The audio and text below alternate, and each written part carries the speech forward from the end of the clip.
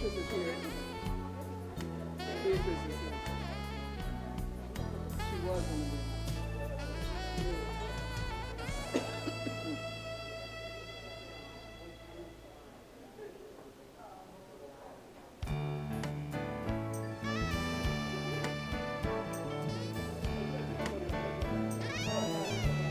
So for those of you keeping track, we don't have a quorum yet. It's 6 o'clock, but we don't have a quorum yet. So I'm going to go see who I can round up, okay?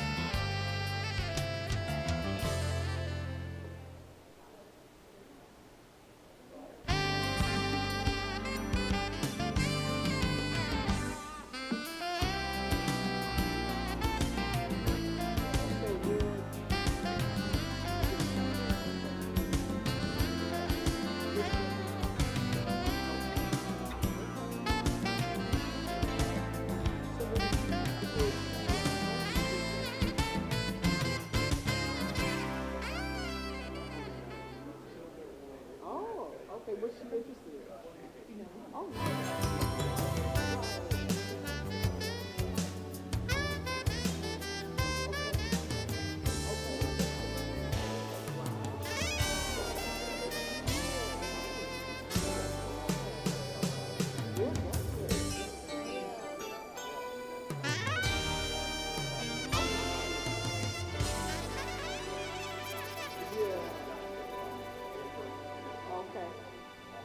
oh, nice. Okay.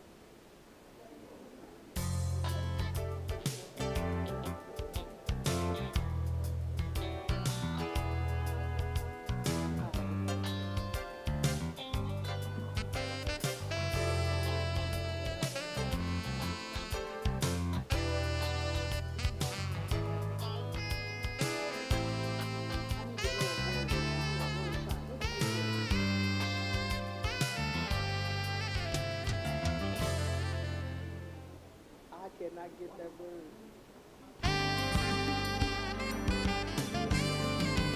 Okay, all of those.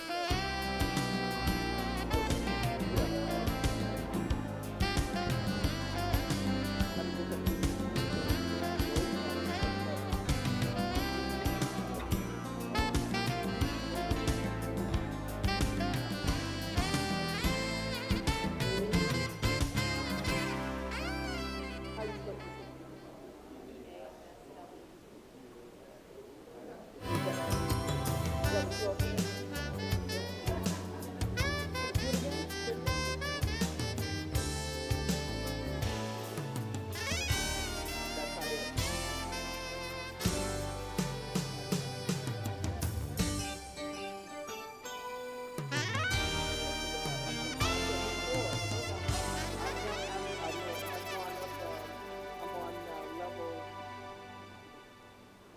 164, so I've done word connect. You know what these letters are? For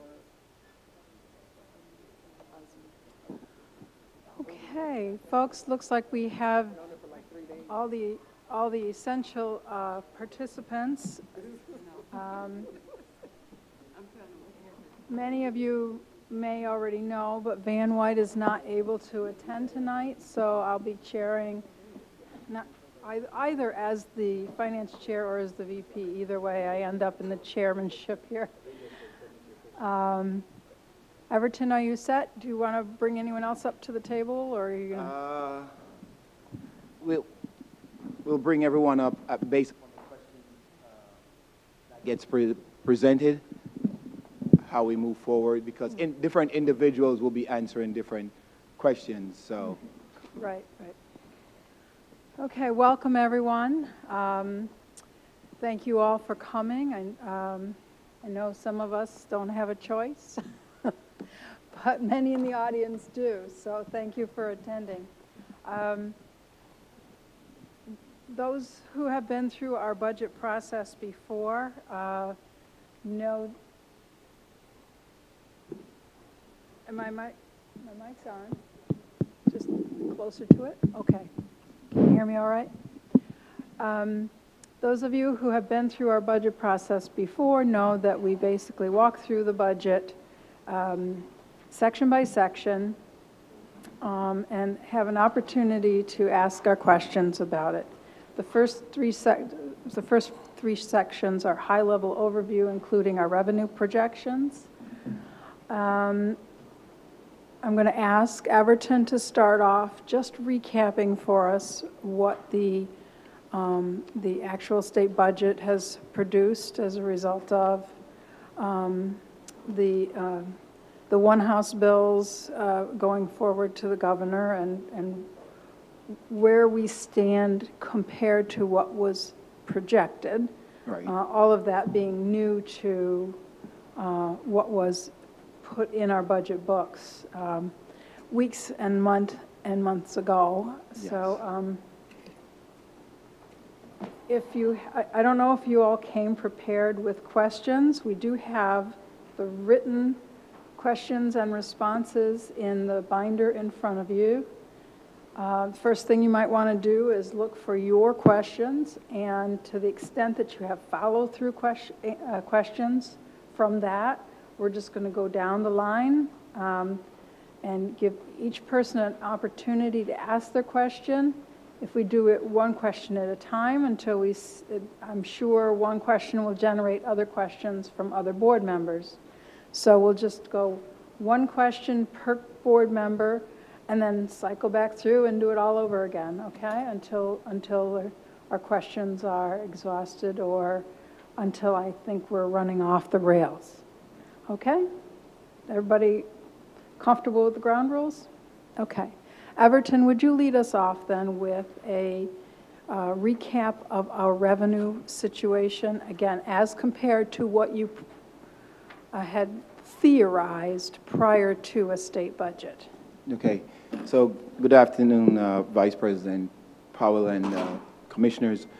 So the budget that was passed by the state budget the amount that we had anticipated from our budget projection as it relates to our foundation aid, we were about $1.8 million off of our projection. So originally we had gotten a $6.3 million increase in our projection, and was anticipating that we were going to get another about $8 million. What actually came in was another 6.3, I think $6.4 million. So basically your projection was off by about $1.7, $1.8 million in our foundation aid, which is our main aid that we get from the state. Other pieces, so our overall budget increase is a $25.1 million increase, the budget that was approved. Again, foundation aid increased by $12.5 million. The community school aid increased by $12.2 million, which is what we had anticipated, so that was right on target. As well as we got a $1.2 million increase for the health service aid that we have talked about before. We did get that because the Senate and the Assembly in their one House bill did put that through, so we will be getting that $1.2 million. So as it relates to other aid, the one House bill from the Assembly and the state did also rejected the building aid 2% freeze, as well as a transportation aid 2% freeze. So going forward, it will not be limited to the 2%, but it will be based upon what expenditure we send forward. The transportation aid is projected to be $66 million, which is right on target with where we are. Building aid is about 60-something million, but again, that is based upon the amount of FMP projects that we're putting through and closing out. So even though you see a number in the budget, it depends on all the projects that we're closing out this year. So as we close our project, we would get those aid. Charter school stayed right on course, and universal pre-K stayed right on course with what we projected. So the additional amount that we had gotten is the $6.3 million plus the $1.2 million for health service aid, which caused us to be off by about $1.8 million. Can you put that in an email to us? Yes, I think there was a... yes, we will. I thought there was one I sent to Fatima. No, it could have been. I've just been out, and so maybe I haven't read it. But yeah, because I'm reading the memo. Okay, all right, thank you. Mm-hmm. Now, I'll remind my colleagues, if you would bring the mic toward you before you speak so that the recording can capture your questions as well as, and so even if Everton can hear you across the room, if the clerk or the staff member who is transcribing only hears the answer, then she can only guess at the question. Okay, so section 1 is largely, it's our org chart and other introductory information. Are there any questions about the org chart or information in that section? I mostly just want to make sure I cover every base here, so I'm not expecting any questions. Seeing none, section 2 is largely a discussion of our board policies, our enrollment projections, and a narrative about our collective bargaining agreements. Are there any questions around section 2? I do have a question with how are you going to do this, Commissioner Powell, Vice President? You going to start at the end at the end to ask questions, or how do you want to do it? Why don't we go from me to the end, from my table to the end, and I will watch for a hot mic or other clues that tell me that you want to chime in, okay? Again, we're talking about section 2, the enrollment projections. In Yeah, I don't know if everyone brought their original budget book, but that's where you'll find the enrollment projections. You won't see them in the questions and answers. Oh, you brought your section? Okay.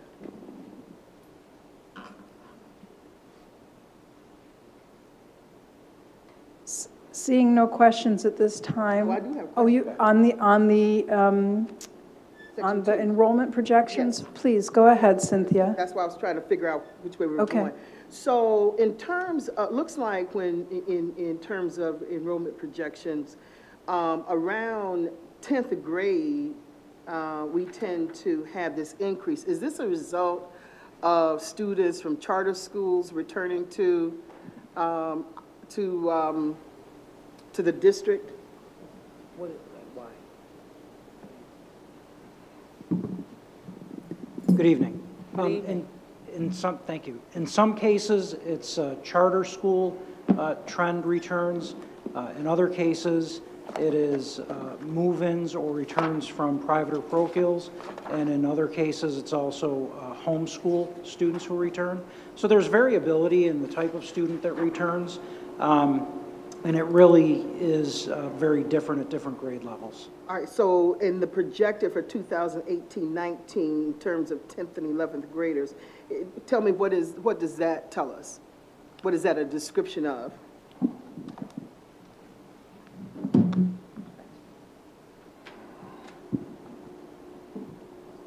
Is that part of the students from Puerto Rico that are being projected to come in? We didn't project the students from hurricane-affected areas. Okay. Yet. We did include the current numbers in Okay. these projections, meaning the 577 students that have come into the district. We do have some students who have exited, as you know, based on the data that we report pretty much weekly. So those students are currently in this number because we didn't want to exclude them, knowing that they're already currently registrants in So the they district. are they not, and you projected, you saying that you did project that? What I'm asking about, particularly in, on the 10th grade level, where the actual for 2017-18 was 2,025, and then it goes up to about 500 students for projected 2018-19. So that was why my question, could that be the students that came in from Puerto Rico? But that's not the case? It's not. It's because the grade levels of students who entered from Puerto Rico vary, so it's not all, they're not all 10th graders. This is a mix of students of projection that is a mix of students returning to the district, and we base this data on 10 years of trend data to make sure that we're well prepared for any variability. So we look backwards 10 years, knowing that we have had kind of an ebb and flow at that grade level in particular. So it's not all, so to answer your question, it's not all students from hurricane-affected areas. All right. So this is not necessarily a budget question, but an academic question. However, can I continue to ask, or how you want to do it? Well, Let me just finish this and I'll be done. yeah, let me input a little bit here, though, too. And if anyone else has a question related, if you'll just turn your mic on, I can generally see the button turn from red to green, and I'll know that you want to speak up. Cynthia, Commissioner Elliott, if you look at the number from actual 17-18 for 10th graders, 2,589, and then look at 18-19 I'm sorry, I gave you the number for 9th grade. You look at this year's 9th graders essentially builds the number for next year's 10th grade, and so on. It's basically... It's a roll-up. So my last question has to do with the fact that when students get into 11th, and particularly in 12th grade, we lose students. From 9th grade, particularly from 10th grade, we lose students. This is also money that we're losing if our students are not in the district. And so is there a conversation, or conversations between the budget office and accountability to see how we can retain these students. You know, again, we're talking about budget gaps, and when you lose 500 students, sometimes 600 or 700 students, you know, whatever that translates into, how much is per student how much money do we get per student? 20 grand? Roundabout. About 20 grand. So that's a lot of students a lot of revenue that we're losing as well. But somehow we've got to look at how do we make sure that we're not losing these students. So Thank you. If I might, and I don't have a pointer to show this. So what we do, Commissioner Elliott, is what we do, for the numbers we have here, for ninth grade, so as we go over for 10th grade, this is the number that gets translated down here. Because the ninth graders now move from ninth grade to 10th grade. Okay. So and that does include. From a budget point of view, is to start putting arrows that come from here to here, so you can see how the numbers. So with the ninth graders, the 2589, all we have lost basically is about 5 students. If you take and you come down here, we have gained about say 53 students. Here we have gained about 36, and then these that are 12th graders, they graduate and they fall off. Yeah, but we still have lost students. Even doing it that way, it seems that when we get in the 11th and the senior year, we go from 2,589, if you will, and I think that's the ninth grade, to a low down here of 1,547 for the projected. There's still loss, it appears. Right, but because the 8th graders that we have right now is only 1,800. So when they go to ninth grade, so if you remember a couple of years ago, we had a bubble that was hanging up here. So the bubble is moving down. Okay. So we have less students coming in the pipeline here from prior years. Okay. So we aren't really losing anyone, but because so the following year, these 8th graders, when they go to ninth grade, you can see the match up with those. Does that make sense? Because we had a bubble here that we were carrying, but we are not seeing that many students in these grades as we go forward. Even if you come 1 year before, see this number here, where it was the year before, it went from here to here. So we saw an increase here, possibly because students here were left over in this grade because we did not see the 2,700 go to this grade. So we may have had a retention in this grade when they go here. The 500 was left here. So they piggyback on these together to form the 2,500. And the only students from hurricane-affected areas that are included in next year's projections are those students currently in seats. We haven't projected potential incoming because we really need some additional hard data and intelligence on that. All right, thank you. So, You're welcome. So that cross slide down train. All right. Are there any other questions on section 2? Commissioner Hallmark, and then our parent representative. Thank you.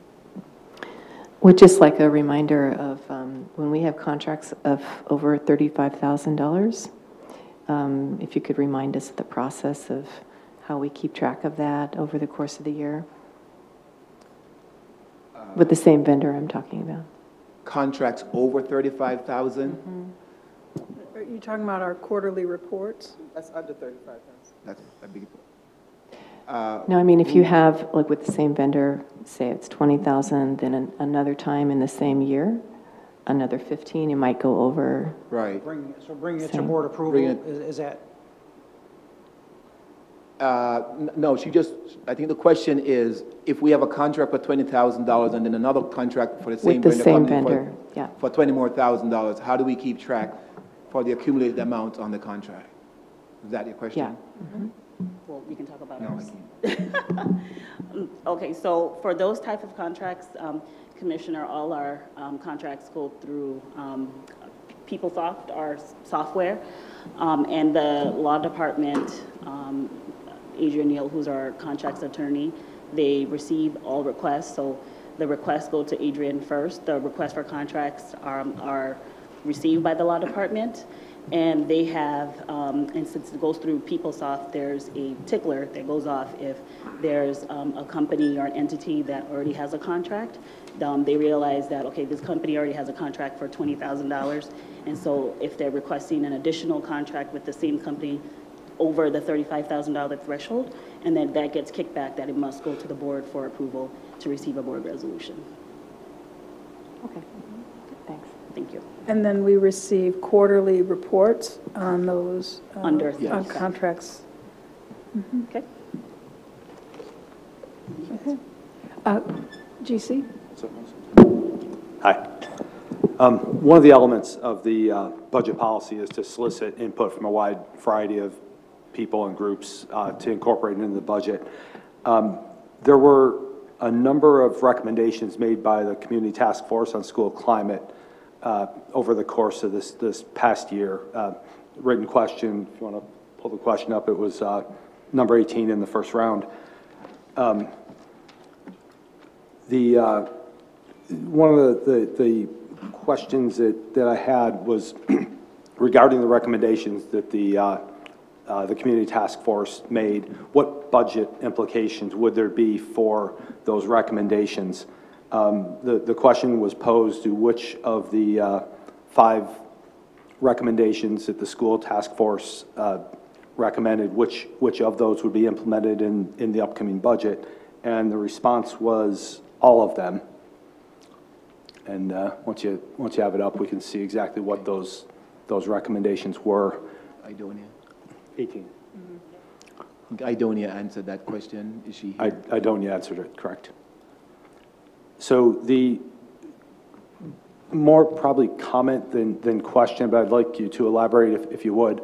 The funding allocated to those recommendations, and the recommendations seem pretty deep and extensive. The amount of the budget this upcoming year that would be allocated to those only came out to about $200,000, and it was for something called VMA, which I don't understand what VMA is. Okay. I was surprised that with the depth of which these recommendations are, that there's not more of a budget impact to try to implement those recommendations within the district in the upcoming school year. Is that something that you could comment on? And is it really possible to fully implement all those recommendations with only a $200,000 impact to the budget? Yeah, we're going to have Dr. Guillory come up and answer that piece. Thank you. Because one of the things we do is, from a budget point of view, each of the managers for the respective area, they would take those goals or objective or those initiative, and they would put in their budget the pieces as to how they're going to implement that. So, good evening, all. I think what I will do, GC, is take that question back to Dr. Owens and have her flesh it out with more detail. But I do know that she did request approximately $225,000 to continue the work of the task force. So it's recorded in here as 220, but we put it also in our professional development line as well. But what I want to do is take that back to her and ask her to flesh it out with more detail, with the specifics around the level of complexity mentioned for the task force piece. Okay. Yeah, I think it would be very beneficial to understand the budget impact of those recommendations and the FTE impact, especially if there's anything that would be an increase in this upcoming year. All right, thank you. Can I ask a related question? Yes, please do. Linus, would you know, when you're asking Dr. Owens to parse that out, if there are things that align to the CTF recommendations but appear in other parts of the budget, so they wouldn't be automatically evident in that section? Do you understand what I'm asking? Could you highlight those for us, please? Yeah. Thank you. I'll get that as part of the recommendation piece as well. Commissioner Funches, I know you gave GC the answer, but could you tell for the rest of us, the VMA stands for? VMA stands for Victorious Minds Academy. It is the work that is done for it's a culturally responsive work guided by the work of Dr. Joy DeGrew that's happening in the different schools across the district. Thank you. And for future questions and answers, Everton, if you could just make sure that acronyms are at least the first time Yes. spelled all the way out, so that we can then reference them after. Any other questions on section 2? No questions, okay. Going into section 3, there was one question for the East High EPO that was or 2 questions. We did receive responses in our book. Whoever submitted those questions, I just want to give you an opportunity to ask follow-up questions if you have any. Not to out anyone, but I do see Carlene is here along with Superintendent Nelms, so I wanted to acknowledge them and make sure that should they be needed to answer questions, that they do so.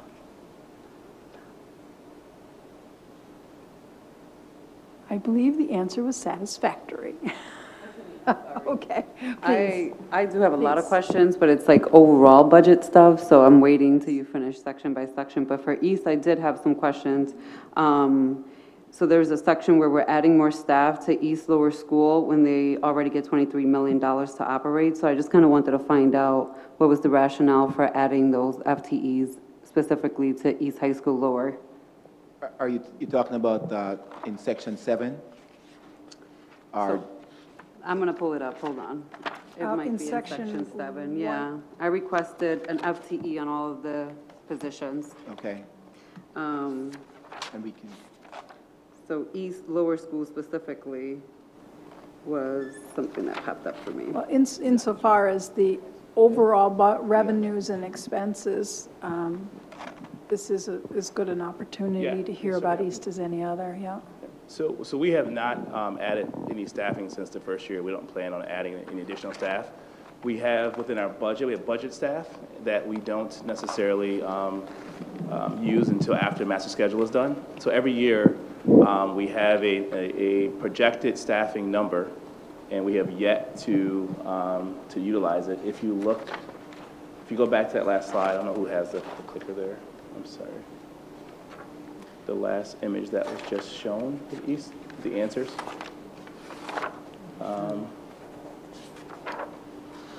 If we stop, go back. Go back.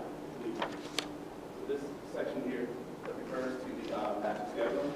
So we have never fully staffed our school based on the first year's projection because we had a decrease in enrollment, and the more success our students have in classes, we have less retention, which means we need less teachers, also less students going to summer school. So it's one of the reasons why we're able to use we're able to give funding back to support the fund balance, because we budget based on projected enrollment of students and projected number of staff. When we don't reach the enrollment, or we can schedule efficiently, though that number, the excess goes back to the general fund. So we have not increased staff at upper or lower. We've actually decreased over the years. Okay. so when you get to section 7, you will see the details of all those, and basically there's a fixed number of FTEs that have been assigned to East, and there are times where, as Dr. Nelm said, that there may be vacancies, so it's just repurposing individuals within the EPO, if you will, but they're not increasing staff. So any funds that we don't spend or allocate, we communicate that with budget and with the Human Resources Department, so they know they have that funding available. So we don't spend it, and we give it back. And that rolls to our fund balance, which is the answer to question 1.1, I believe. I appreciate that. Yep. I got a thing for that fund balance. That's right. Cynthia, your mic is on. Do you have a question? Are we still in section 2? Section 3. Oh, yes, I do have questions. On section, on page 11, the community school funding, why is there a reduction in that amount, almost 4 million? That section is reduced by. Page 11, section 3, page 11. Okay, so the community school grant, we have that grant for this year. And one of the things that the governor's budget has in it is for the governor, words were, he's instructing the commissioner to reappropriate any funds that wasn't spent for this year to next year. The actual grant ends on June 30th of this year. So The grant goes away, but they're giving us the opportunity for whatever we didn't spend to roll it over. The difference that you see there of the $4.9 million, a portion of that is that grant has a capital portion to it, about $3 million. So definitely, because capital takes a long time to implement, that piece is rolled over. So the difference between those numbers is the piece that we have utilized for this year and whatever is left of the $4.9 million minus the capital piece is the piece that we're looking at projecting to carry over to next year. So I know the budget team has, they talked with me just before I came to say, we're analyzing what we don't spend this year and carry it over for next year. But it's only a small portion of it. But technically, the grant is ending this year. All right, so help me to understand this, because I'm still not understanding. Commissioner Elliott, could bring the mic right to you. I'm still not understanding the 4 million decrease. Okay. So try to explain that again. All right. So if you look at 2017-18, we have $8.9 million in a grant. Yes. That grant is going away. It's done. As of, the end of this year. okay, There are pieces of that grant that we are not able to spend this year. So the governor says that we can roll over what we have not spent. and how much is that? 4.9 million? That's the $4.9 million that we're rolling over. Okay, Of that $4.9 million, $3 million of that is strictly for capital piece. all right, and so what are we using that funding for? Give The me some capital examples. piece? Yeah, what are some of the capital items that we are using it for? We're you know, East has like a 1.5 or $1.6 million that they're doing things in their school, and we have things in our school. We are doing like we're working on nurses area in some of our community schools. Different capital pieces that we're using. We can get the list of all the capital. Oh, Mike is here.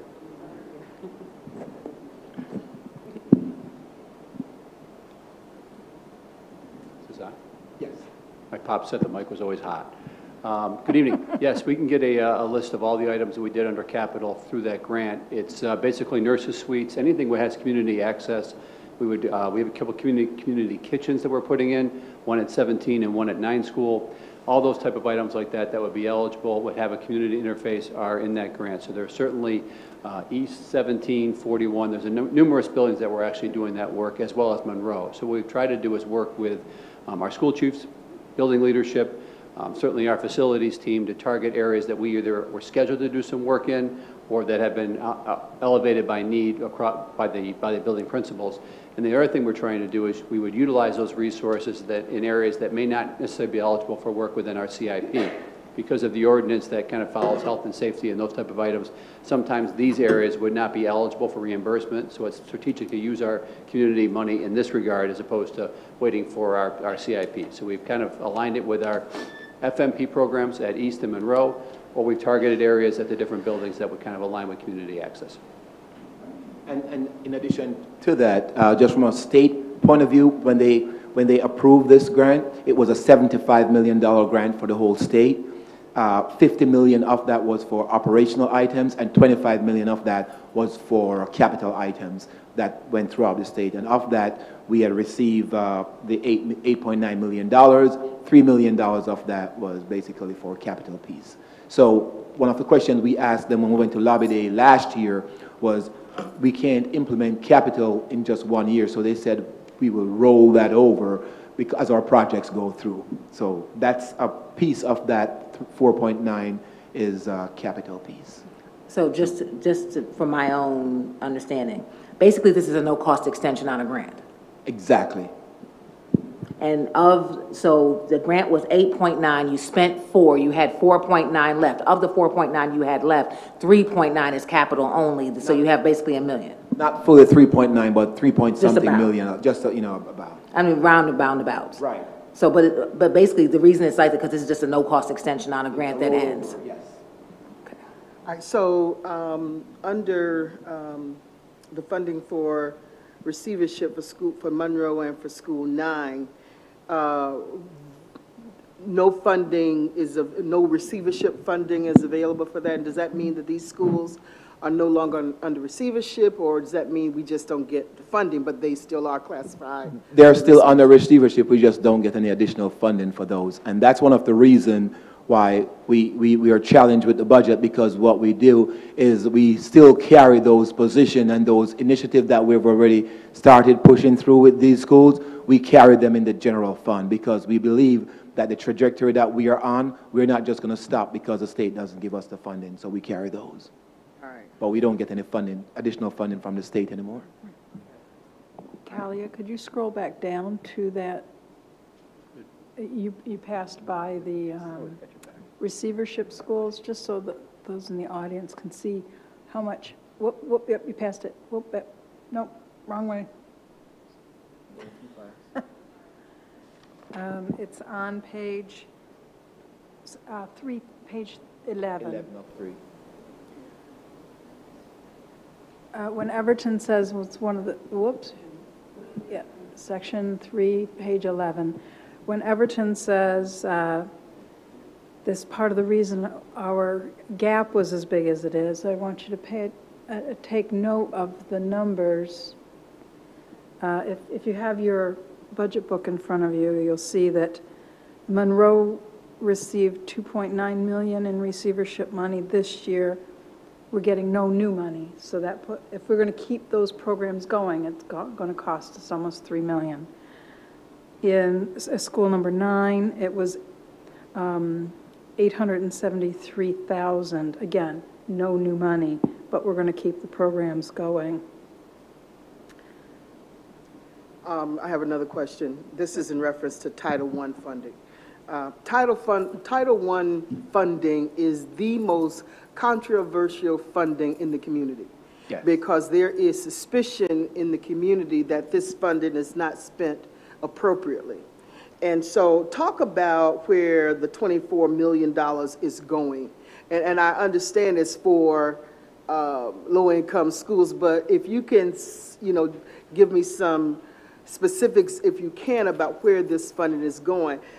There's some conversation in the community that this funding should also be parent-driven, and parents to be involved in it, but parents don't feel that and this has been going on since I've been here, that they have not been a significant participant in where this Title I money how it's being spent.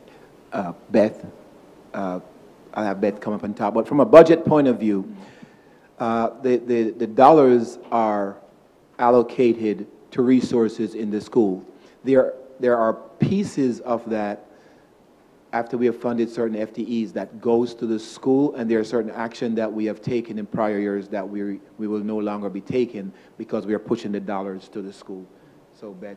So also, we can give you a whole breakout of where the Title I funds go. So it's all broken out about where it goes, whether it be schools, some of the intervention people are in there, some other different portions of the budget that are allowable, half of the librarians are in there. So there are different positions that are in the Title I that we can give you for next year, this year and next year. The parent funds, actually, Makita just called or wrote us the other day. We've provided her with all the parent engagement identified funds. So that is managed through the parent engagement office so that they push it out to schools, the application comes back, make sure it's allowable and signed off. Right. Now, part of our shop in Title I is to make sure that we make sure we're following the regulations, because Title I is so highly regulated. And so some of the appropriateness of the schools is also identified through the parent engagement office. So we work in tandem to make sure we're following the rules of the grant and making sure that it's supported by the school. But we have all that written out that we can provide you in Well, detail. Again, this is, what I hear in the community, that Yeah. parents and the parent engagement team, they have not been, and this is my word, they just have not been respected, and they've been asked to sign documents, and once they sign the documents, that's it, and the money is being used the way that people feel it should be used without parent participation in it. No, we've definitely heard that. So I know with Pam Rutland, we've been really working hard to make sure we're turning some of that around, because we've heard that as well. And who manages the Title I funding? So the actual management for the parent piece in terms of... No, the whole Title I funding. Title I comes through the Office of Innovation in tandem with budget, and then also in tandem with parent engagement. Thank you. Can I? Please. You said that you have also heard about there not being true, authentic parent engagement in the allocation and follow-up around funds. What measures are you taking to assure accountability among district staff that parent voice is authentically being gotten at every step in the process? So we could come back and talk about that. I think that with Pam Rutland and parent engagement, her engagement with the school, she could speak better to that. Also, but on our side of the house, we make sure that all the pieces are monitored about what's allowable in those funds that are directly for families. Now, what I've heard is that concern is, are we making sure? And some of that is running through the parent engagement office to be clear about how each school is doing it. Okay, all right. Does that, I hope No. that answers, okay. Is there a form? There is Is there a form, is there a accountability measure? Is there something that Ray does in accountability that goes back and audits and talks to parents and does things to make sure that the things that were said were done, or things that the parent voice was seen through, that parents knew what the outcomes were, is there a process? So there is a process for checking the plan and parent engagement. So in terms of actual conversation with the families or going to school-based planning team, Pam would have to respond to that to really be accurate. We do go back and make sure that they followed the plan, that signatures are collected on the Title I side, but parent engagement could speak more in detail about the actual audit in each school.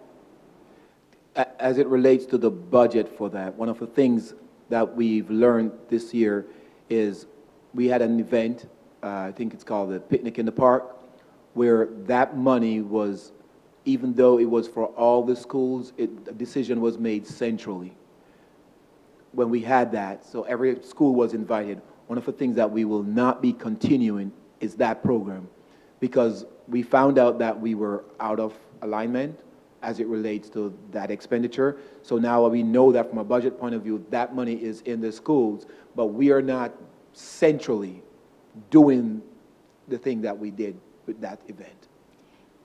So that's one of the things we heard, not just heard from the community as it relates to Title I. That was a disallowed expenditure. So because it was disallowed, because it had to go to the schools, what we have done with the money now, when we are rolling it out, we are putting that money in the schools. If the schools want to do something like that, then the schools can put their money and resources in, and they make that decision. But centrally, we are not doing that going forward. One other clarification, too. We just had a Title I audit over the course of the year. There is also a continuation plan and a course of action plan that we had to do, that also we gave to Makita as well, and invited her to come in and scour through it and go through it in detail. So she has been provided that, and we said we'd meet with her, so we've been in touch as well to address the concerns you're asking me about.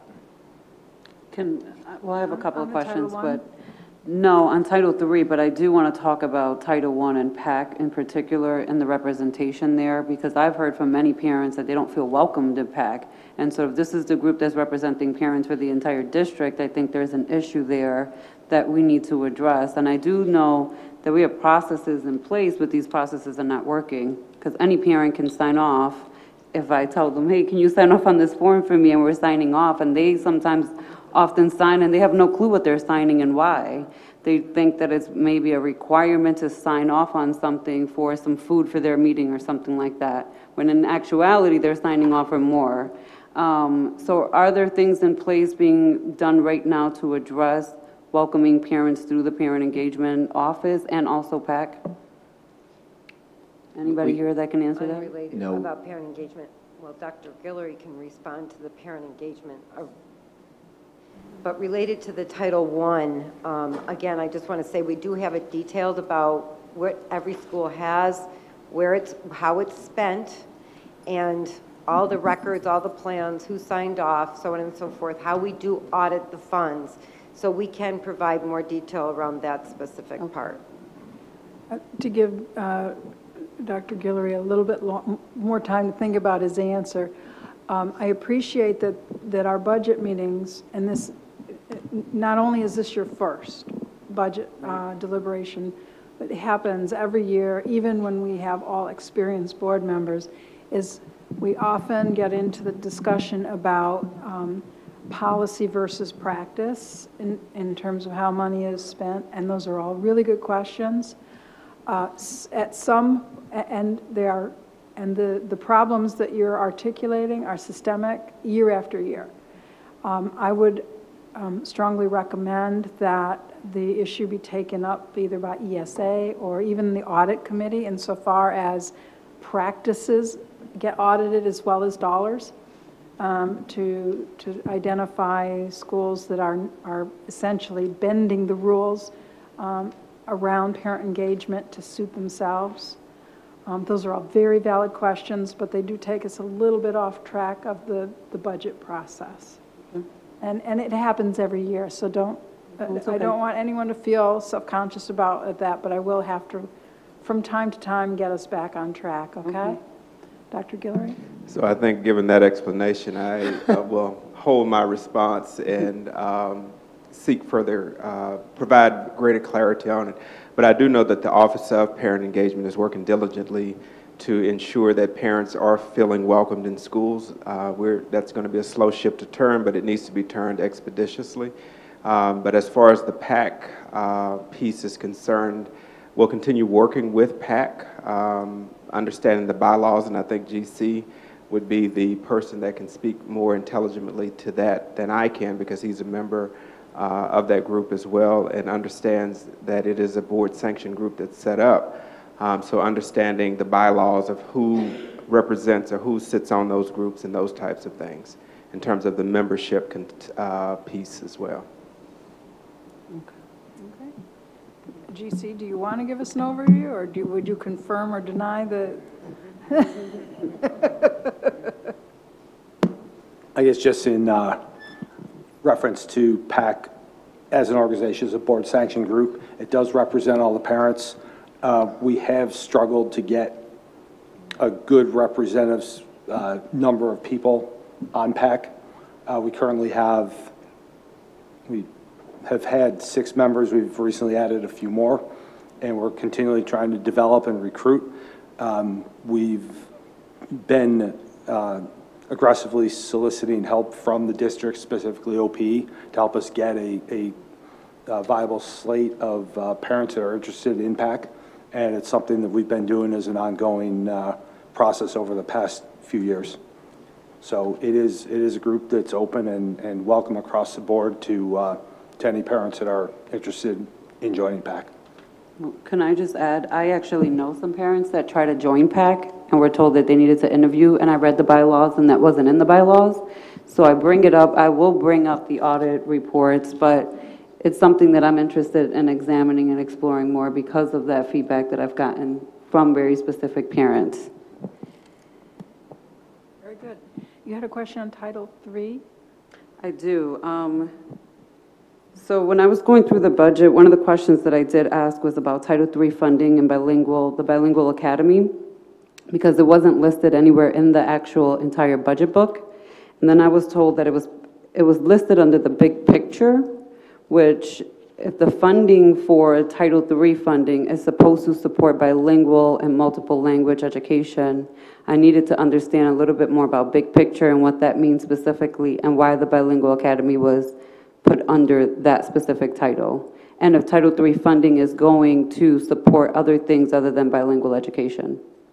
I will have Dr. Guillory come and talk with that, but I can start with the discussion. When we implemented the bilingual program, because it's a program and it doesn't have its own beds code, as we were locating the program, we had already had the big picture program in the same location. So instead of recreating department codes and everything, we rolled it under the big picture program from a department ID point of view. But it was not wrapped into the big picture program. It was a department was already identified, and even though there are two programs, the FTEs were put under the big picture program. For this budget book, when we are planning for next year, we pulled out all of the FTEs for the bilingual program, and as you go through section, when you get to section 4, you're going to see under the chief, the Department of School Chiefs, you're going to see a department number called 19902. You're going to see about 40 FTEs listed under there. That's where we have put all the FTEs for the bilingual program, because we're at the stage in the process right now that we are trying to identify where that program is going to go. You know, how is it going to staff? Are we going to get a different department number? But we haven't formalized that as yet. So as you go through section 4, you're going to see under the chief of school about 40 FTEs. That's what the bilingual program, they're all like basically bilingual positions. But because a decision hasn't been made as yet, where they're going to go, how we're going to locate them, they're in a holding pattern right now, but we didn't want to continue carrying them under the big picture for individuals to say, why has the big picture numbers gone up? So I decided to take them out and camp them in a reserve account until a decision has been made, where they're going to go, how many staff is going to be needed, and then we take them out and put them where they're supposed to go. Okay. It seems to me that the funding for Title III is low. 730, actually 645,000 that's being projected. That seems to be low to me in terms of, you know, we have a 30% student population that's Hispanic, but this includes more than Hispanic. This includes all of the English language learners. So it would seem to me that we really do need to have additional funding there. Can you respond to that? Well, the amount we have this year is 730,000. So we don't get a lot. For next year, it's budgeted at 645,000. Yeah. I can go and see why we have that small reduction, but it's not a lot of money that we get flowing through, because for the bilingual program, we do also get funding as our student counts go up. This year we've gotten a grant for individuals coming from the Puerto Rico and other storm in impacted area for about $972,000, $900 something thousand, and that is to aid us in getting through this hump. So as we report those students, we will be getting foundation aid funding for them as we report the numbers of students that we got in. So the bilingual program, Kathy, could you come and give me a little bit more detail on the bilingual program? But we do not get a lot of funding for the bilingual program from Title I. It actually flows through our foundation aid. So while she's coming up, let me ask a clarifying question, a little active listening here. Are you saying that we are likely to get more funding for bilingual students, or from the hurricane-affected areas for 18-19 than what is projected, because we cannot be certain. And, yeah. Did I hear you right? But it's not specifically, they're not calling it out for bilingual. When we report our numbers at the end of this year, we are going to show that our student enrollment went up by 600,000. So as the numbers actually roll out, because like even now, they said, we have until February 28th to load our numbers in for last year, finalize them, lock them down, and that's the aid you get.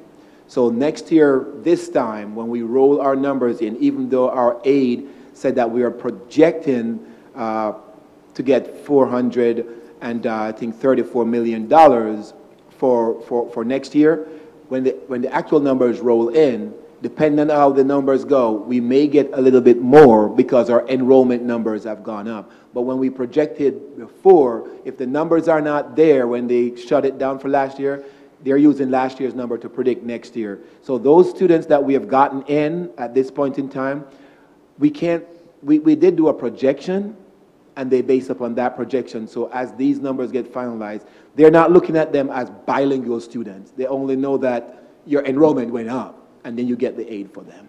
But as it relates to the bilingual piece of Title III, sorry. Right. So what Everton just described is the budget amendment process that we go through usually in March or after that February cutoff, right, when we know how much money the state is going to give us. But that's, rather than being part of our regular budget process, that's part of the budget amendment process that takes place. You'll hear, when I deliver my finance report and I talk about the March budget amendment, what Everton just described is part of that. Go ahead. So the Title III money is a formula that's based on actual enrollment that is reported to the state. Because we did accept additional students from the hurricane-affected areas, we were awarded an additional $979,000 in the current year. As indicated, that has not shown up in the amended budget for 2017-18 yet, because the paperwork has not yet been completed. That money is supplemental aid for those students who came in, and is to be used to pay for any additional cost incurred as a result of those additional students coming in. So we're identifying those costs now, so sometime when the next amendment is put in, you'll see an additional amount of money in Title III, but there really has not been a significant reduction in funding in Title III. What you notice in the reduction is in the actual carryover of funds. What does that mean? So, like we talked about with the community schools funding, if you don't use the money in the current year and there's money that remains on the table at the end of the fiscal year, the state in some cases will allow you to carry it over in the next year.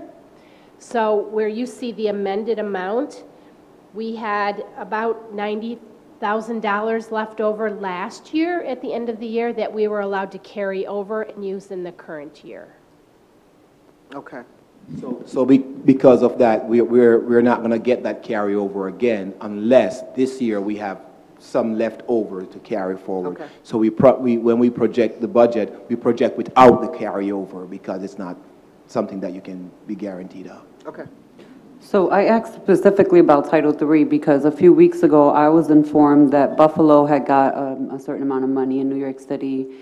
So I'm also working with FEMA and the vocational, it's a volunteer agencies for emergency disasters. So we're kind of aware of funding that's coming down from different sources and revenue. Specifically, I asked about students. I was told that we were awarded they told me $972,000, almost $1 million. And then I was told, when I saw this budget, I saw that we were at $730,000 and that almost $1 million wasn't reflected here.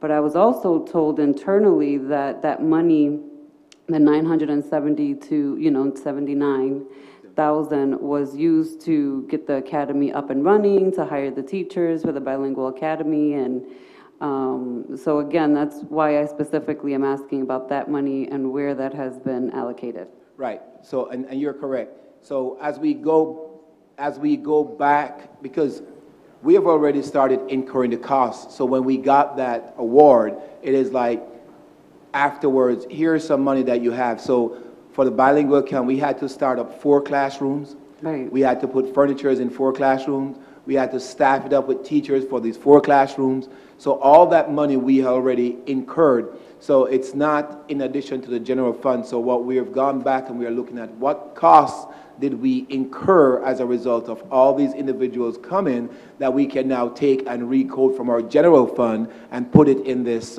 utilize this resource that we have gotten.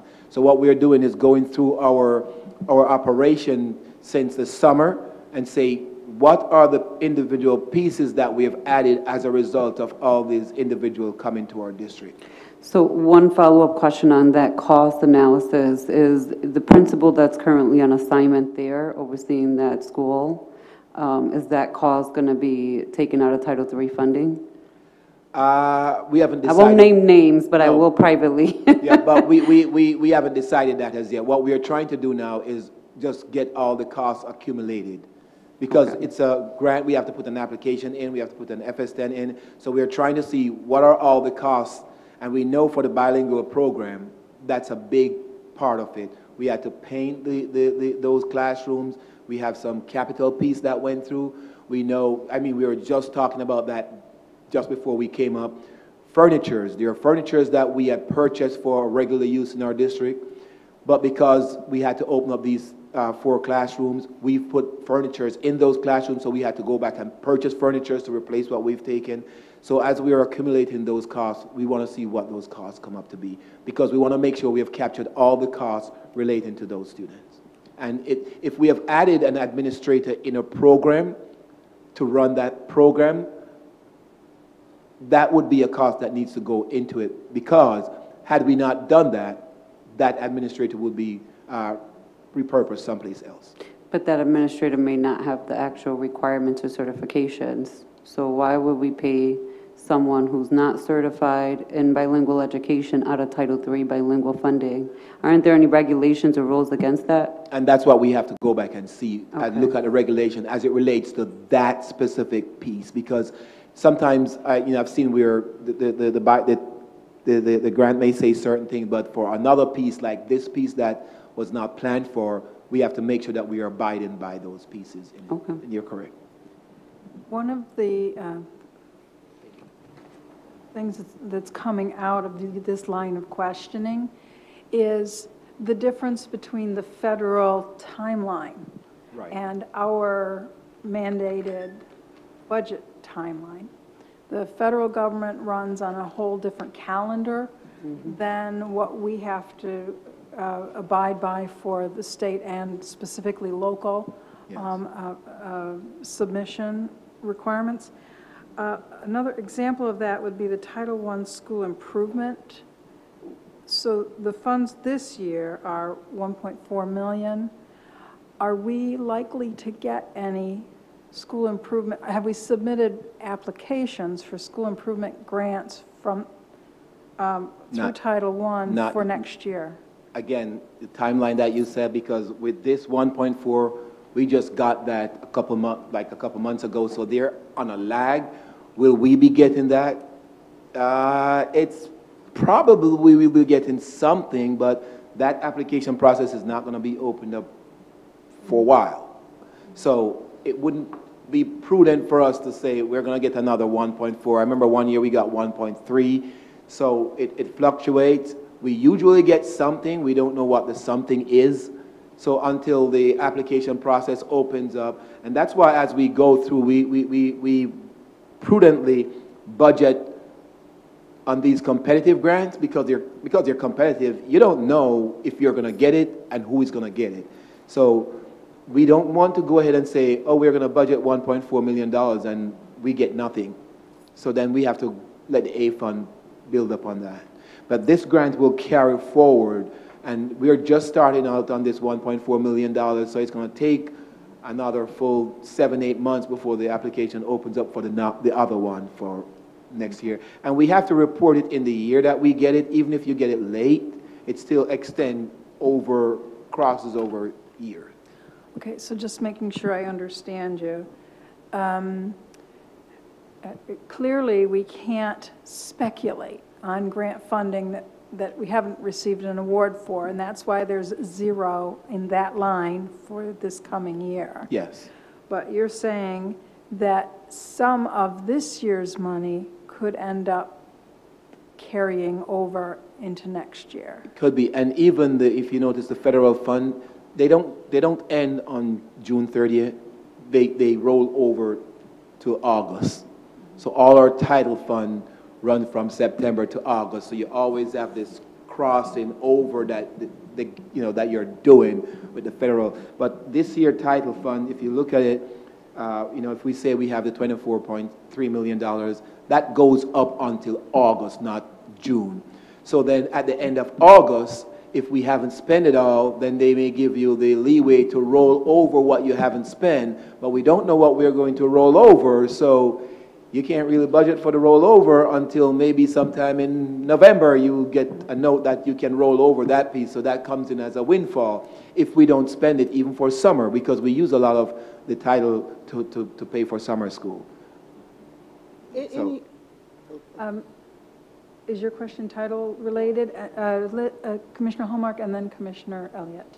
So just related to that, how likely are we to be able to roll it over, 1, and then 2, how long is the lag time between when we're awarded it and when we actually receive it? for which grant? Say that again? I said for which grant? For which one? The title. Because like for one. Title Yeah. 1, we know based upon the status of the district that we're going to get round about the 24.3. We can predict that because it's based upon your formula. But in addition to that, if we don't spend everything for this year, it could be that when we do a budget amendment, you'll see I know for this year, there's a $3 million, I believe, that we have gotten the approval to roll over. So we're looking at that as to how we can carry it over. So in our budget amendment, you may have noticed that we change our budget to reflect that amount. But as we roll that over for last year coming to this year we may not have more than maybe $1.1 million to roll over to the following year, but we don't know what that's going to be because we may utilize all the funding. Right. My question was, how likely are they do they always allow us to roll over whatever amount that is? Yes. They always do. But they can change their mind. So they don't necessarily. Well, we have seen where every year we are allowed to roll it over, but they may come and say, with the new government regime, if you don't spend it, you lose it. So That's happened in the past? no, but You different always have to regime is in place. Right, I was about to say. In federal programs this year, Yeah, it's there have been crazy. unprecedented things that have happened that have not happened historically. Yes. So I know that there is, in many federal cooperative agreements and grants, where they have been allowing for carryovers and for what we call no-cost extensions, they are pulling that money back. Right. So I hear you, even though it's never happened in like the 15, 16 years I've been doing work with the Fed, they always allow you to roll your stuff over, and people roll over and have unfunded year extensions, but they're calling that money back now. Exactly. And they're stopping. So what he's saying, and what I believe in you're saying with the knowledge that I have, is that yes, it has happened historically, but given the landscape that we're in right now, he cannot say that that's what's going to happen.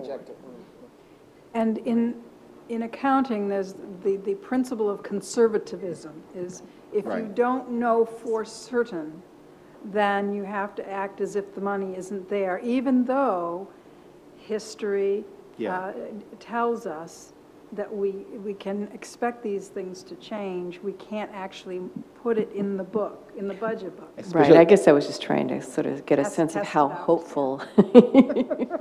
Especially What's as your it level of hope? especially as it relates to your revenue. That's the problem. If there, you record your revenue when it's earned, many times when we get our grants, until we get approval, sometime programmatic approval from the grant department at State Ed, then we will take a chance and enter it. because then it goes over to budget, and the possibility of that being approved by the Department of Budget is of a higher significance. If you don't get programmatic approval from the grants department, chances are it's not even going over to budget. So we don't book any revenue until we have gotten programmatic approval, and they'll give you a letter saying that it's programmatically approved. At least that's a commitment that you're there. With this, And this, again, points out to why our amendment process is so vital, and how it is that our budget increases by right, tens of millions of dollars over our approved budget between the beginning of the budget year and the end. Commissioner Elliott, you had a question? Was it also on title? The title But it's still in section 3. Textbooks. There used to be this,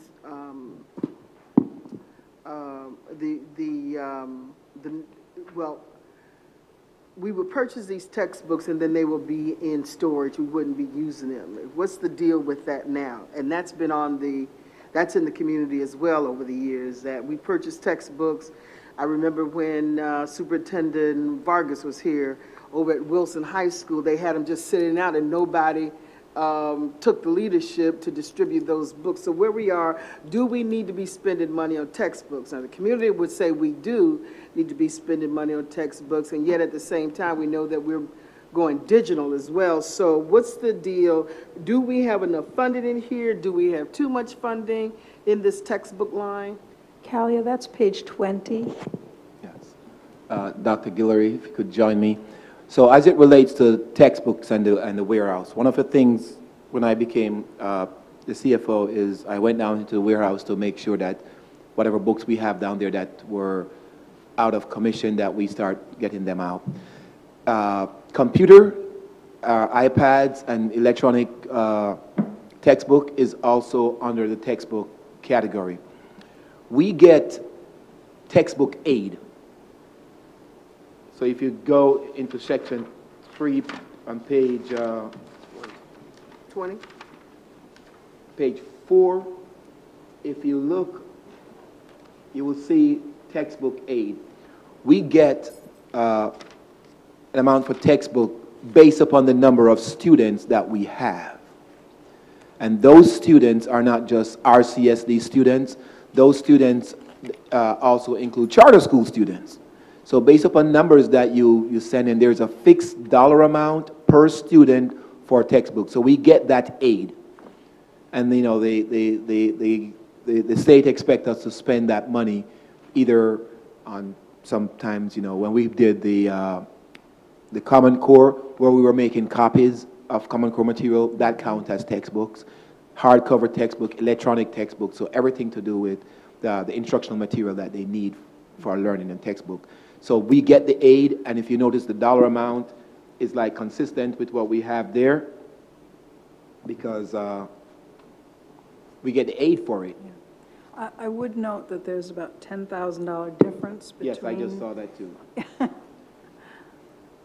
So we will go back and make sure we have that. So we get the aid for it, and they expect you to make sure, because every year you get refreshed textbook. It doesn't satisfy the total amount, but we always try to make sure we have a textbook. But as it relates to the operational distribution in the schools, I'm going to have Dr. Guillory.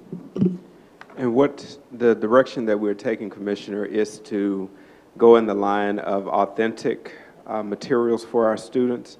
So we've been, and this is on camera, so I'm going to say this carefully, we are pushing to make sure that the materials that we have in front of our students represent the students, or the students can see themselves in them. So we're starting to see a shift. So there's no question as to the historical context that you're speaking of, that there are still remnants of that in the system, but we are driving to now shift and seek more freedom and latitude in terms of how we can use those funds to get fresh materials in front of our students. So is it 100%? Absolutely not, but we are moving in that direction. The other piece was, and I hope that this has changed, is that students were not allowed to take the textbooks home, or they would give them a section of what they were studying for that period of time. The problem is with that scenario is that if a student needs to go back and reflect on what they've learned before, they can't do that at home. Or if they're more advanced, they can't look forward. And so I'd like you to check on that to see if we are allowing our students to take these books home. Now, the concern from teachers were, and perhaps principals, was that, well, they're going to lose a textbook. I don't mind paying for another textbook. You follow me? So that's a small price to pay. But if they have the opportunity to learn at home, if they could take that material at home, I think that we would see our performance go up. But they were not allowed to take these books home. I see. And that's a problem for me. We'll definitely follow up on that. And I tell people all the time, even with my 5-year-old now that's deeply into the planets now, I say that when I started teaching, we've lost a planet since then. So our materials, what my big concern with textbooks is how do they keep up with the advances in our current knowledge. And so that becomes, and it's not to say you throw it all out because an aspect of it is incorrect, but it's just the currency and then the alignment with our current state standards. So with the next generation of standards coming online, the textbooks that we have in our adoption, you know, there's going to be a disconnect there, but those materials still do have some historical value and context that students can certainly utilize as well. Yeah, whatever the medium is for learning, I'm okay with that, but the community believes it's still textbooks. Now, if it's online, what have you, we've got to educate the community about that. My key thing is that it was not giving, because our students were unable to take those textbooks home, it was not allowing our students to learn at home. Okay. To increase academic performance. Yep, I'll definitely follow up on that. Okay. Commissioner Funches, do you have a follow-up question? This is a follow-up, Linus, to what you were talking about, having culturally relevant educational resources for students. Do we, as you're looking to create these culturally responsive and culturally relevant educational resources, are we looking at ways to create more easily portable resources? I mean, because I'm hearing what you're saying, that like books are out of date. You know, just as quickly as you get them, a lot of times the information in them has changed. But we're looking to do this. Is there a cost-efficient mechanism are you looking to other school districts? Is there a cost-efficient mechanism where we can get good up-to-date, culturally responsive materials for our students that also is something that is easily, that's portable, that's something that the students can have and hold and take ownership of? So the answer to that is yes. We are looking at some of our larger urban systems that are going to a larger digital presence, but we know that that's not a one-size-fits-all. But we are starting to look at some of those types of mechanisms so that our kids have some of the freshness there. So Deputy Wright had a meeting, I think, last week and pulled some of the executive directors in and looking at the online learning aspects as well. We're looking at certainly that in our social studies department as well, looking at some of the mechanisms that Buffalo, I think, is using to educate its students in a more portable manner in that regard, so that kids that have their cell phones can access the learning medium or mechanisms that way as well. So we're definitely looking at those, and we'll start to see some of those come on board in small pockets to, again, not invest in them heavily just yet until we see how they're working. And then as we see that we are experiencing success with those, then push a little bit further. I have a couple other questions unless somebody else. Okay. You have? I do, but it's Go ahead. overall. It's overall. Oh, okay. All right. So the professional technical service, can we in some way in the future cut that in half? I see you smiling over there, Mr. Budget Director, Professional. These are contracts.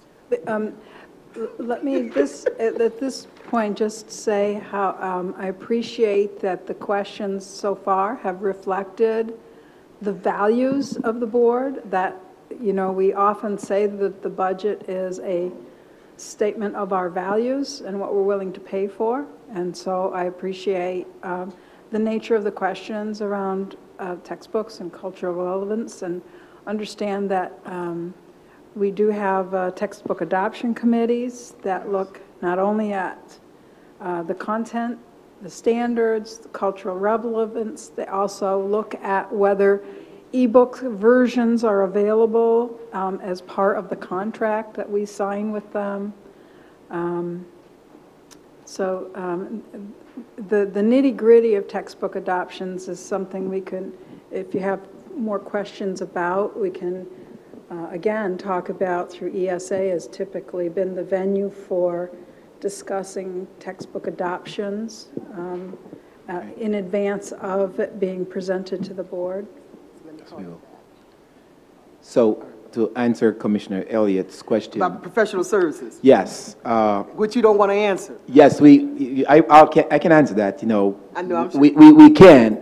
And one of the things, you know, remember when we put the budget proposal forward, we still said that there are some pieces that we made some estimates on to close the budget gap. And as we are going through now, and as I started reviewing it, I have given Rodney an amount to reduce that by. But what he's doing now, instead of just blindly going in and reducing that number, what he is doing is going through contract by contract. So when I said to him, if I say, well, I needed to take out $3 million, he's given me the list of potential things that can make that $3 million out. And if it it's looks like $4 it's million, done about $3 million here, right, so we are going through, we don't want to just say, take $5 million out, but we are cutting out a contract that measures student performance. So we are going through each contract. You know, he has a whole list of all the contracts this year to see which ones can we not use, and coming up with information to support whatever number we are deciding to take out of that. So he's doing that. And what do we pay BOCES for? We pay BOCES for quite a few things. There are certain CTE programs that BOCES offer that we send some of our students there, not a lot. That number has been going down, but most of the items that we are paying BOCES for is for special ed. What do they do for us for special ed? Keisha, Morgan, do you want to, some of the services that we have outsourced to special ed for BOCES for special ed, I know there are some services that we don't maintain in the district because of just the nature of those. So now, while she's settling in, Everton, not everything that we contract with BOCES is in this line, right? I mean, we do consolidated contracts for fuel. We do through BOCES. We have our nurses through BOCES. Nurses is here. Nurses has its own line, right? And so, no, nurses is in that BOCES line. Nurses is in that but the fuel BOCES is number. not. But right, Because okay, that would be under utilities and right, and then we use them we buy futures and we use BOCES, so they consolidate it, so we get good prices through BOCES because they consolidate all the service for all the districts around when we're purchasing. But the fee for that is a small fee, so we lock in certain future price for utilities. But most of this is for, you know, health services and special ed, and a few dollars, you know, are for CTE, and they charge us an admin fee to do that. Yes, So- that's correct. What is the special ed for specifically? What do they do for us? So it's IEP mandated And service. how many students? I don't have that number offhand, but I can get that for you. Students that have IEP mandated services normally are students that have significant severe emotional behavioral disorders where we don't have in-district placements for them. So it's those programs, those Hillsides, Crestwoods. I'm sorry, could you name those? I can't quite make out what you're saying. Hillside, Oh, Crestwood.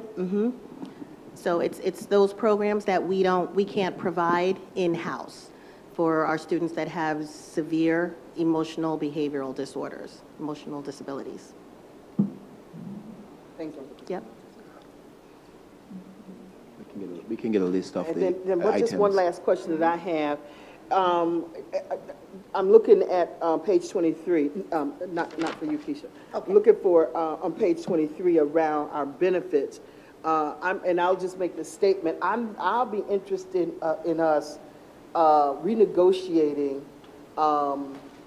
health benefits for retirees, and there's some health benefits that we give on a lifetime basis that we have contracted with people to do. I think that's something that we're going to have to look at as we enter into budget contract negotiations, that we're going to have more conversations around these line items. I'd be interested in having those kinds of discussions because, you know, every year it seems as if a total of more than $20 million, which is almost 4% of the budget, goes into salary increases. We just can't continue to do that. I'm going to keep saying that. I'm going to keep pushing that because the unions are going to have to understand we're all in this together. They can no longer be selfish. And so we've got to look at how do we renegotiate these contracts so that everybody, so that we're looking at how do we sustain ourselves, how do we remain a viable organization, and then how do, you know, because the communities is pretty upset with the unions because they see that they're continuing to get these increases without the corresponding academic performance. And so we're going to have to begin to look at renegotiating that and to let them know they may not can get 3.7% or whatever, 3.4%. Maybe it's 2%. Maybe it's 1.5%, but we cannot continue to have these kinds of increases. We're just going to have to push back, or we're going to have to, this board is going to have to renegotiate that because it leads to an unhealthy financial position for this district. And they've got to take some of the brunt of this. So that comment is in the record now, but it isn't really a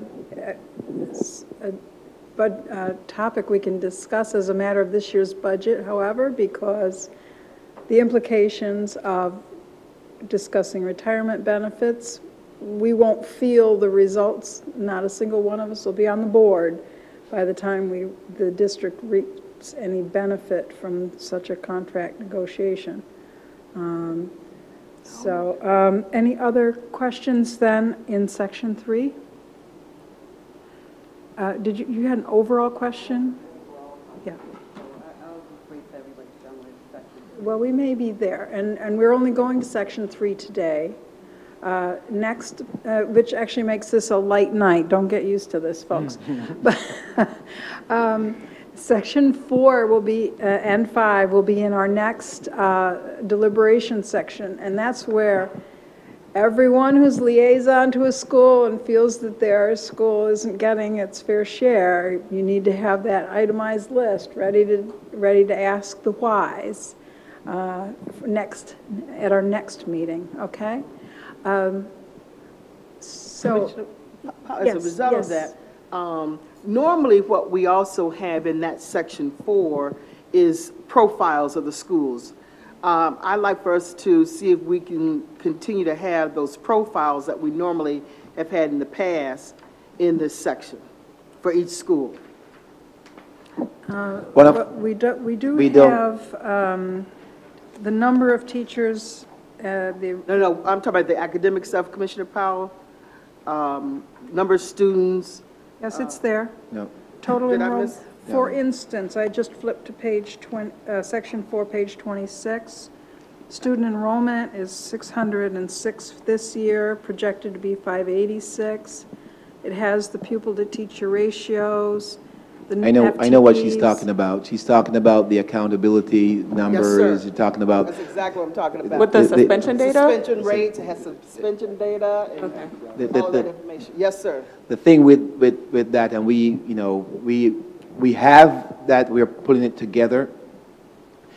thing is that years ago, it was never a part of it's not part of the budget. It's information that we have shared, and ultimately it started to become a part of the budget book.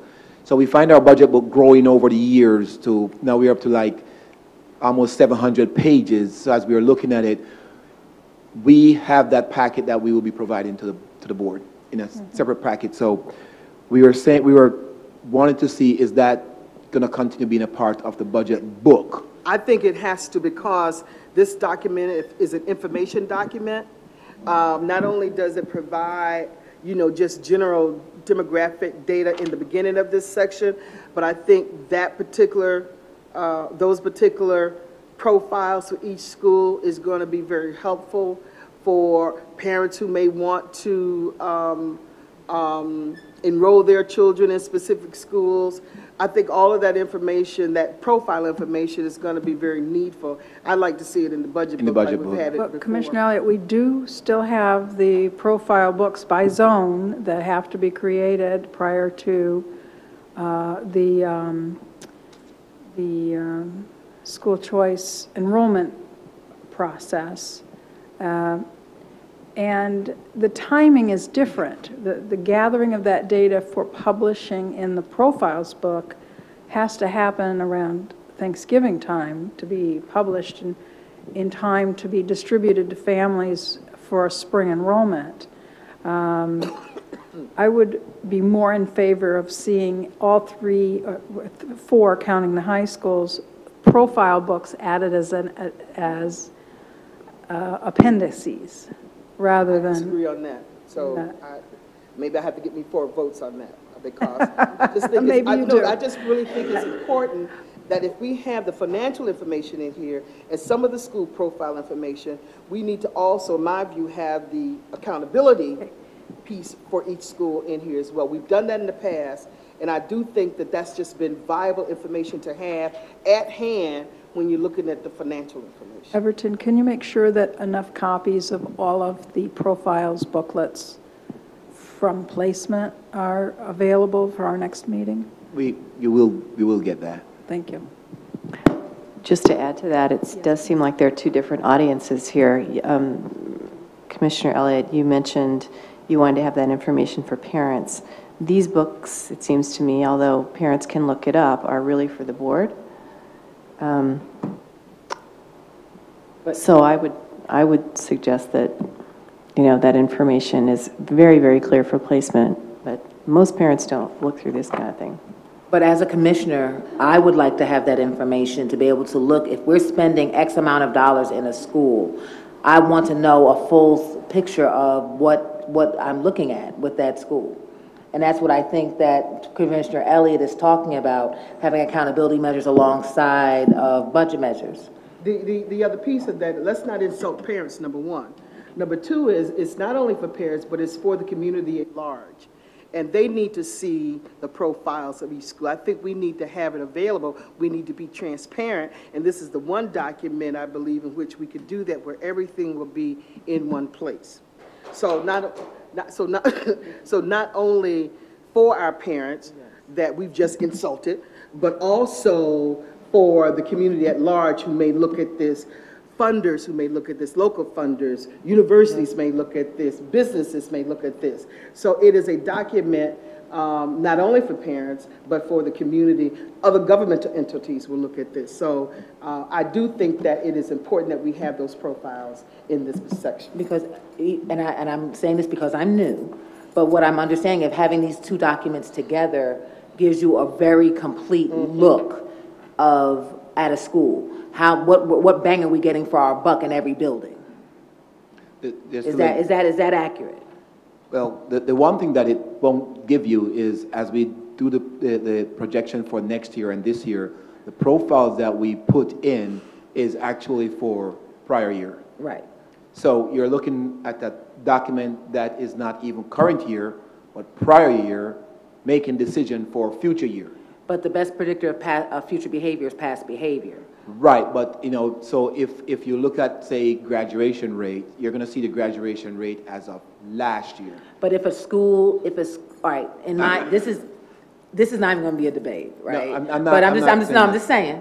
So, but my thing is if you're showing me, and I can look year over year, saying, well, this school has done this sort of thing, right? Like, let's say you're funding a school and you're saying, you know, we're going to give this school this much more money. They have, and we are looking over year. They have stagnant growth. They have stagnant this, and then that leads me to be able to question, well, why are we giving them more? Does that make sense? Because if these things are in a thing, but in other words, I want it.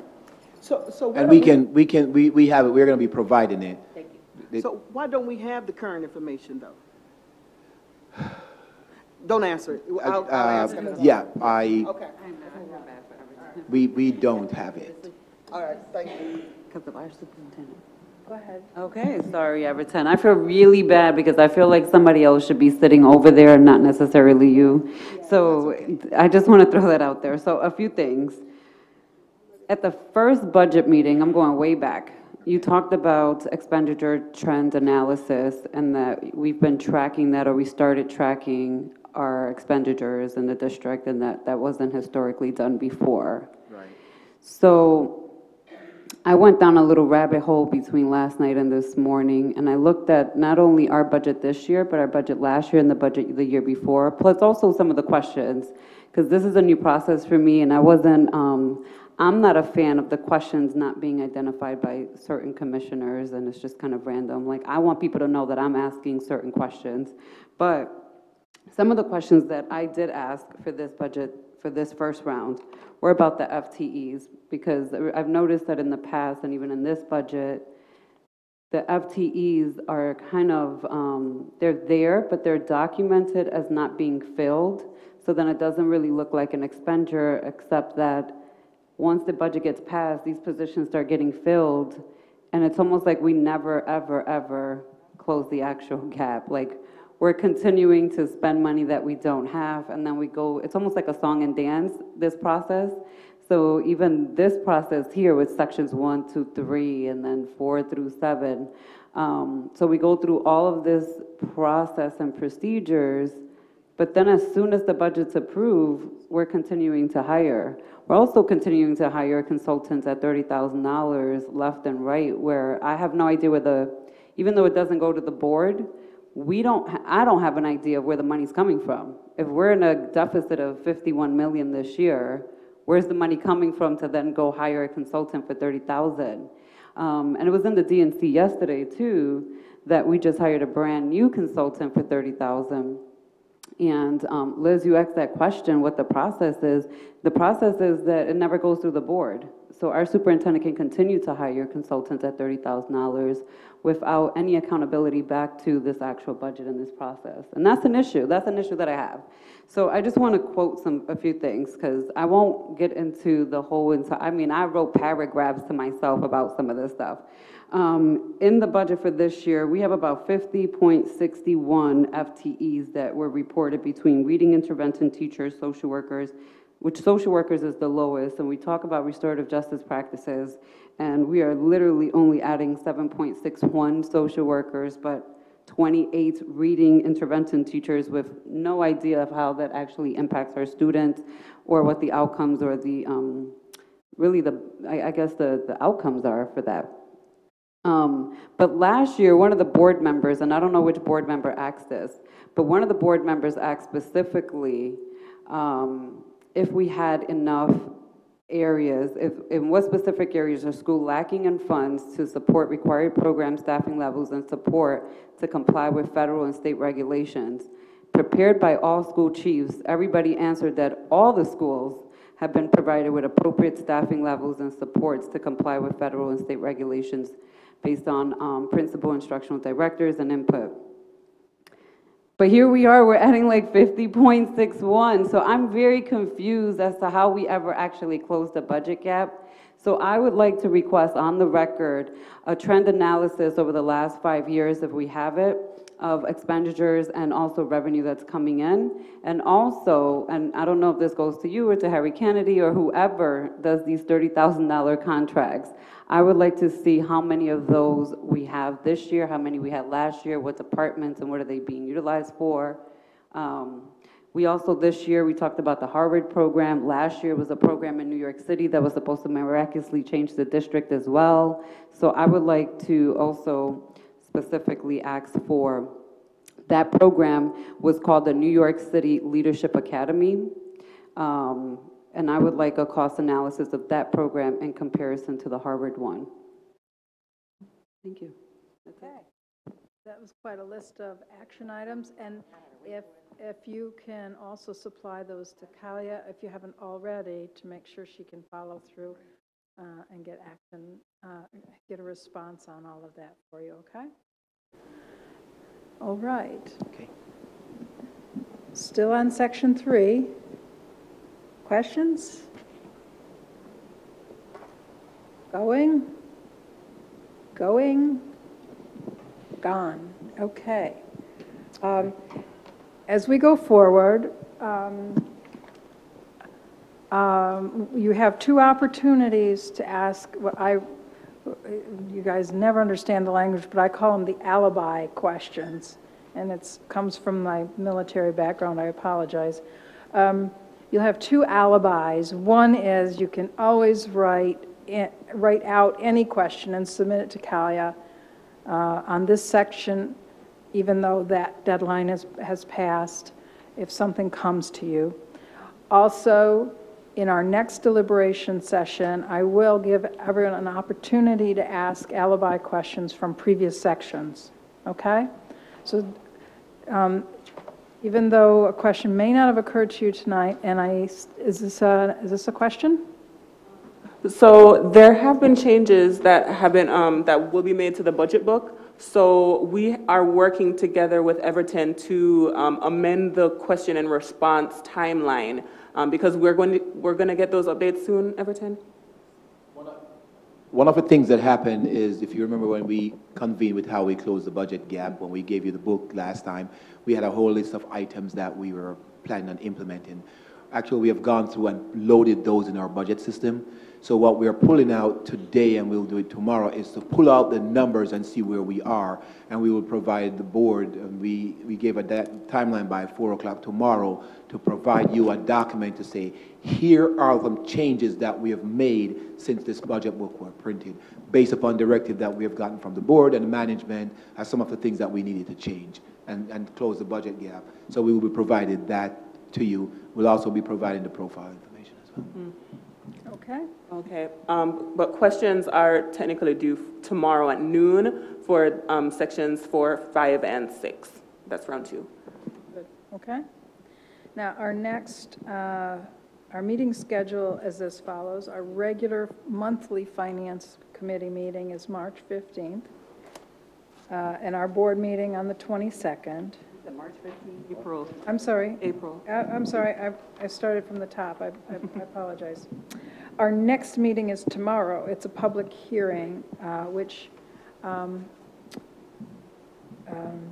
we don't have to have a quorum, but it would be good public relations if every one of us could plan on attending. What time is that? 6. Starts at 6.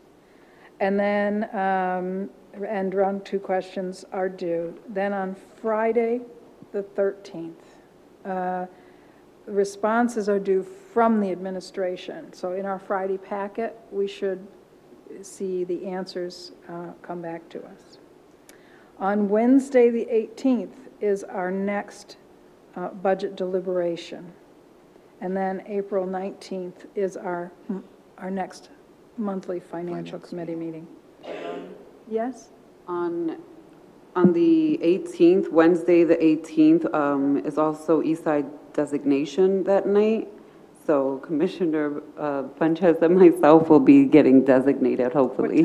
What time does that That's start? from 6 to 8:30. And the Finance Committee meeting is from, well, budget deliberations is at 6. Okay. So, so long as we have a quorum, we'll be able to continue our meeting, and absent 2 people should not upset that too much. But do make sure that your questions get in, and we'll make every effort to ensure that they are asked and answered. And if need be, then in the third session, our third deliberation session, if you need time for your, what I called alibi questions. If you don't see the answers that you, or complete answers to your questions in writing, that is your opportunity. And finally, if you feel the need to have one-on-one question and answer time with the chiefs, because this is sections on schools and programs, let us know, and we'll see if we can't facilitate that. Okay? Does that sound like a complete answer? Okay, good. Because my goal in facilitating the budget, frankly, is just to make sure everyone's questions are answered. That's my job as a facilitator. It's not to, cut anyone off or just be a timekeeper here. So, any other questions? I think that takes us far enough into the future. So, do I have a motion to adjourn? I have a motion from Commissioner LeBron. Do I have a second? I have a second from Commissioner Funches. All in favor? Aye. Thank you, everyone, for attending. I'm sure that was a good snoozer for all of you. We'll see you again next time.